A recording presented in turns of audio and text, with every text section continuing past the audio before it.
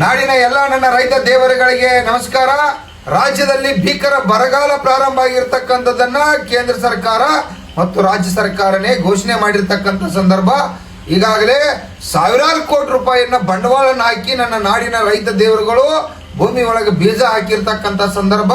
ಸಂಪೂರ್ಣ ಇವತ್ತು ಮೊಳಕೆ ಹೊಡೆದು ಇವತ್ತು ಬೆಳೆ ಒಣಗ್ತಾ ಇದೆ. ರಾಜ್ಯವ್ಯಾಪಿ ಕೂಡ ಮಳೆ ಇಲ್ಲ, ಇವತ್ತು ದೇಶವ್ಯಾಪಿ ಕೂಡ ಮಳೆ ಆಗ್ತಾ ಇಲ್ಲ ಅನ್ನೋ ಆತಂಕ. ಇವತ್ತು ನಾಡಿನ ನನ್ನ ರೈತ ದೇವರುಗಳು ಸಂಕಷ್ಟದಾಗದರು.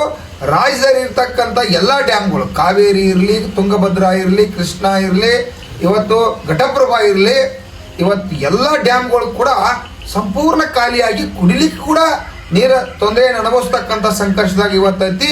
ಮಳೆಗಾಲ ಒಂದು ತಿಂಗಳ ಸಂಪೂರ್ಣವಾಗಿ ಮುಂದೆ ಹೋಗ್ತಕ್ಕಂಥ ಸಂದರ್ಭ ಆಯಿತು. ಜೂನ್ ಕಳೀತು, ಮತ್ತೆ ಈಗೂ ಕೂಡ ಮಳೆ ಸಿಂಪಲ್ ಆಗಿ ಹೌದು ಇಲ್ಲೋ ಅನ್ನೋ ಅಂಥದ್ದು ಮಳೆಯಲ್ಲಿ ತಾಕತ್ತನೇ ಇಲ್ತಕ್ಕಂಥ ಸಂದರ್ಭ ಐತಿ.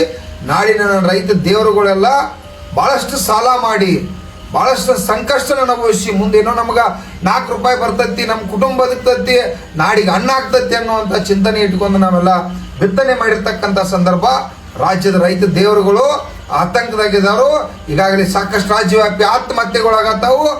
ಅದಕ್ಕಾಗಿ ರಾಜ್ಯದ ಮುಖ್ಯಮಂತ್ರಿ ಅವರು DK ಶಿವಕುಮಾರ್ ಸಾಹೇಬರು, 224 ಮಂದಿ ಶಾಸಕರು, ಮಂತ್ರಿಗಳು, ರಾಜ್ಯದ ದೇಶದ ಎಲ್ಲ ಸಂಸದರು, ದೇಶದ ಪ್ರಧಾನಮಂತ್ರಿ ಅವರು ಈ ಬರಗಾಲಕ್ಕಾಗಿ ತಾವ ಇವತ್ತು ಪ್ರತಿ ಸಲ ಬರಗಾಲ ಬರ್ತೈತಿ, ಪ್ರವಾಹ ಬರ್ತೈತಿ, ನಾವು ಎಲ್ಲ ಸಂಕಷ್ಟನ ಎದುರಿಸ್ತು, ಇದನ್ನೆಲ್ಲ ಕಪ್ಸ್ಕೊಂಡು ಹೊಂಟೋದು. ಆದರೂ ಈ ರಾಜ್ಯ ನೀತಿಗಳು, ಕೇಂದ್ರ ಸರ್ಕಾರ ಮತ್ತು ರಾಜ್ಯ ಸರ್ಕಾರ ನಿರಂತರವಾಗಿ ರೈತರನ್ನ ರಕ್ಷಣೆ ಮಾಡ್ತಾ ಇಲ್ಲ. ಅದಕ್ಕಾಗಿ ರಾಜ್ಯ ಸರ್ಕಾರ, ಕೇಂದ್ರ ಸರ್ಕಾರ ಒಂದು ರೈತ ಪ್ರಾಧಿಕಾರವನ್ನು ಮಾಡಬೇಕು. ರೈತರಿಗೆ ಪರಿಹಾರ ನಿಧಿಯಾಗಿ 50,000 ಕೋಟಿ ರೂಪಾಯಿ ಹಣ ತೆಗೆದಿಡ್ಬೇಕು. ರೈತ ಯಾವಾಗ ಸಂಕಷ್ಟದಾಗ ಬರ್ತಾನೋ, ರೈತರು ಯಾವಾಗ ಪ್ರವಾಹ, ಅತಿವೃಷ್ಟಿ, ಅನಾವೃಷ್ಟಿ ಒಳಗಾಗ್ತಾನೋ, ಆತ್ಮಹತ್ಯೆ ಮಾಡ್ಕೋತಾನೋ, ಸಂಕಷ್ಟದಾಗಿರ್ತಾನೋ, ಅವಾಗ ನೆರವಾಗಲಿಕ್ಕೆ ರಾಜ್ಯ ಸರ್ಕಾರ, ಕೇಂದ್ರ ಸರ್ಕಾರ ಪ್ರಾಧಿಕಾರ ಮಾಡಿ ಹಣ ಇಟ್ಟಿದ್ದಪ್ಪ ಅಂತಂದ್ರೆ ತಕ್ಷಣ ಉಪಯೋಗ ಆಗ್ತೈತೆ. ನಾವು ಪರಿಹಾರ ಘೋಷಣೆ ಮಾಡಿ ಮತ್ತೆ ಬೆಳೆ ಬೆಳೆದ ಮತ್ತೆ ಮಳೆ ಆಗುವವರೆಗೆ ಪರಿಹಾರ ಕೊಟ್ಟಿದ್ರೆ ರೈತರು ಉದ್ಧಾರ ಆಗಲಿಕ್ಕೆ ಸಾಧ್ಯ ಇಲ್ಲ.